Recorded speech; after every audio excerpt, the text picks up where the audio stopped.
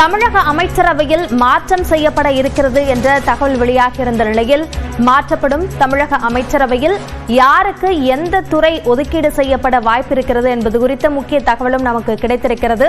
அதனை நாம் முக்கிய செய்தியாக பார்க்கிறோம். செந்தில் பாலாஜி வகித்து வரும் மின்துறை அமைச்சர் சிவசங்கருக்கு ஒதுக்கப்படலாம் என்ற தகவல் வெளியாக இருக்கிறது. இதேபோல மற்றவர்களுக்கு எந்த துறை ஒதுக்கப்பட வாய்ப்பிருக்கிறது என்பது சார்ந்த விவரங்களை நம்முடைய சிறப்பு செய்தியாளர் கோகுலிடம் கேட்கலாம். கோகுல், இந்த துறை மாற்றம் இதில் செந்தில் பாலாஜியிடம் இருக்கும் இலாக்காக்கள் யாரிடம் மாற்றி வழங்கப்பட வாய்ப்புள்ளது?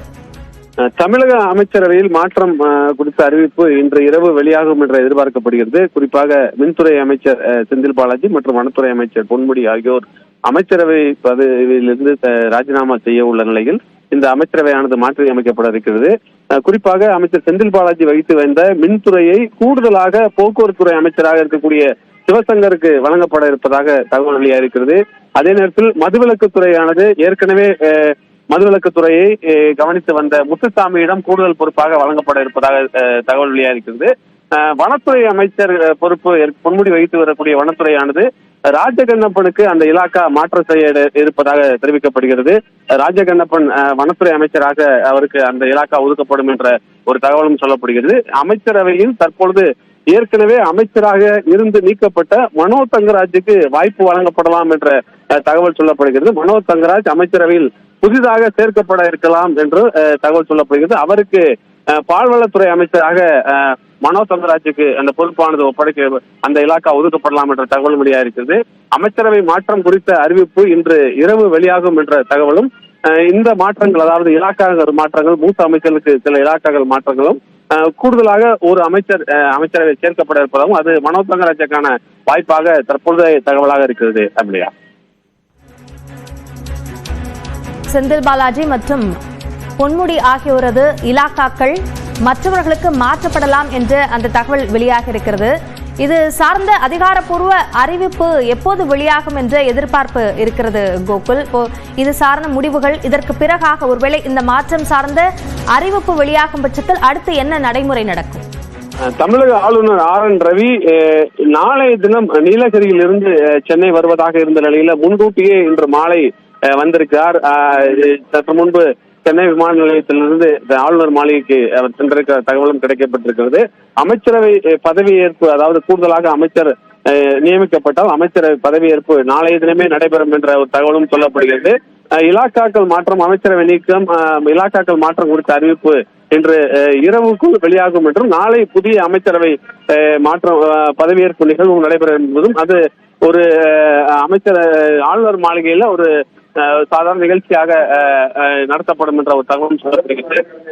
இந்த இலாக்காக்கள், அதாவது மின்துறை என்பது ஒரு முக்கியமான இலாக்கா என்பதால் சிவசங்கருக்கு அந்த மின்துறையானது கூடுதலாக வழங்கப்படும் என்றும் மதுவிலக்குத்துறை ஏற்கனவே முத்துசாமி கவனித்து வந்தார், அவரிடமே மீண்டும் வழங்கப்பட இருப்பதாக தகவல் சொல்லப்படுகிறது. வனத்துறை அமைச்சராக ராஜகண்ணப்பனுக்கு அந்த இலாக்கா ஒதுக்கப்படும் என்ற தகவலும் சொல்லப்படுகிறது. இந்த அறிவிப்பு இன்று இரவு வெளியாகும் என்றும் புதிதாக அமைச்சரவையில் மனோ தங்கராஜ் இல்ல வேறு யாராவது சேர்க்கப்பட்டால் அந்த அமைச்சரவைக்கான பதவியேற்பு நிகழ்வு நாளை ஆளுநர் மாளிகையில் நடைபெறுவதற்கான வாய்ப்பு இருப்பதாக சொல்லப்படுகிறது.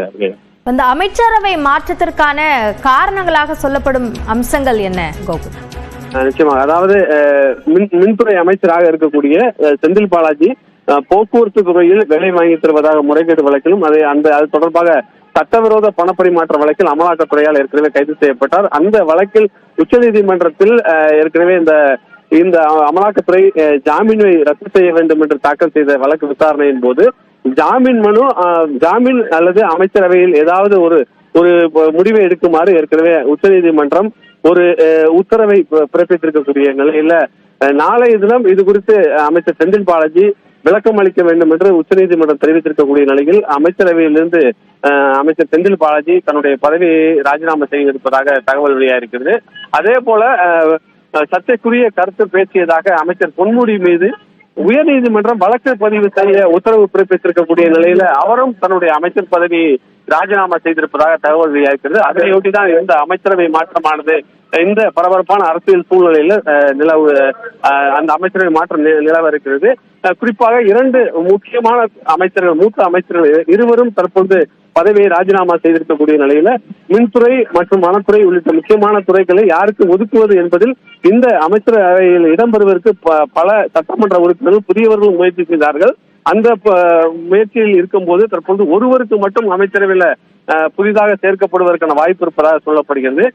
ஏற்கனவே விழுப்புரம் மாவட்டத்துல இருக்கக்கூடிய விழுப்புரம் சட்டமன்ற உறுப்பினர் லட்சுமணன், அதே போல கள்ளக்குறிச்சி மாவட்டத்தில் இருக்கக்கூடிய சட்டமன்ற உறுப்பினர்களும் இந்த அமைச்சரவையில் இடம்பெறுவார்கள் என்ற ஒரு தகவலும், இந்த அமைச்சரவை போட்டியில் அவர்களாம் இருப்பதாகலாம் சொல்லப்பட்ட நிலையில தற்பொழுது யாராவது ஒருவருக்கு மட்டும்தான் புதியதாக வாய்ப்பு வழங்கப்படும் என்ற தகவலும், ஏற்கனவே அமைச்சர் பதவியிலிருந்து நீக்கப்பட்டிருக்கக்கூடிய செஞ்சி மஸ்தான், மனோஜ் தங்கராஜ் உள்ளிட்டோரும் இந்த பதவியை எதிர்பார்த்து காத்திருக்கக்கூடிய நிலையில தற்பொழுது மனோஜ் தங்கராஜுக்கு அமைச்சரவையில வாய்ப்பு வழங்கப்படும் என்ற தகவல் தற்பொழுது வெளியாகிருக்கிறது. அப்படியா கோகுல், ஆளுநர் முன்கூட்டியே உதகையிலிருந்து வருவது குறித்த செய்தியும் சொல்லி இருந்தீங்க.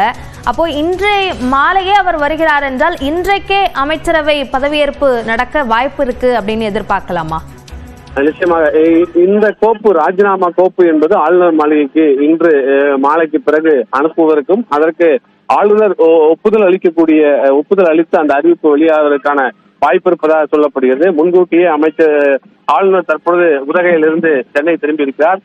இன்று மாலை அரசிடமிருந்து ஆளுநர் மாளிகைக்கு இந்த அமைச்சரவை மாற்றம் குறித்த கோப்பு அனுப்பி வைக்கப்படும் என்றும் அதற்கு ஆளுநர் இன்று இரவு ஒப்புதல் அளிப்பார் என்றும், புதிதாக அமைச்சரவை பதவியேற்பு நிகழ்வு என்பது நாளை நடைபெறுவதற்கான வாய்ப்பு இருப்பதாக சொல்லப்படுகிறது. ஒரு ஆளுநர் மாளிகையில இந்த நிகழ்ச்சி உடனடியாக ஒரு அரை மணி நேரத்து திட்டமிட்டலுக்குள் மட்டுமே இந்த புதிய அமைச்சரவை பதவியேற்பு நடைபெறும் என்றும், நாளைய தினம் சட்டப்பேரவை இருக்கக்கூடிய நேரத்தில் காவல்துறை மானிய கோரிக்கையில் முதலமைச்சர் காவல்துறை மானிய கோரிக்கையில் தாக்கல் செய்ய இருக்கக்கூடிய நிலையில இந்த அமைச்சரவை மாற்றம் பதவியேற்பு நிகழ்வும் நாளை ஆளுநர் மாளிகையில் நடைபெறுவதற்கான வாய்ப்பு இருப்பதாக சொல்லப்படுகிறது. இன்று மாலை இந்த அமைச்சரவை மாற்றம் குறித்த கோப்பை தமிழக அரசு ஆளுநர் மாளிகைக்கு அனுப்ப இருக்கிறது. ஆளுநர் அதற்கு ஒப்புதல் அளிப்பார் என்றும் அதன் பின்னர் ஆளுநர் மாளிகையிலிருந்து இந்த அமைச்சரவை மாற்றம் குறித்த அறிவிப்பு வெளியாகும் என்றும், நாளை காலையில ஆளுநர் மாளிகையில் இந்த பதவியேற்பு நிகழ்வு நடைபெறுவதற்கான வாய்ப்பு இருப்பதாக சொல்லப்படுகிறது. அமைச்சரவை மாற்றம் குறித்த முக்கியமான தகவல்கள் வெளியாக இருக்கின்றன. இது சார்ந்த விரிவான விவரங்களுக்கு நன்றி கோகுல்.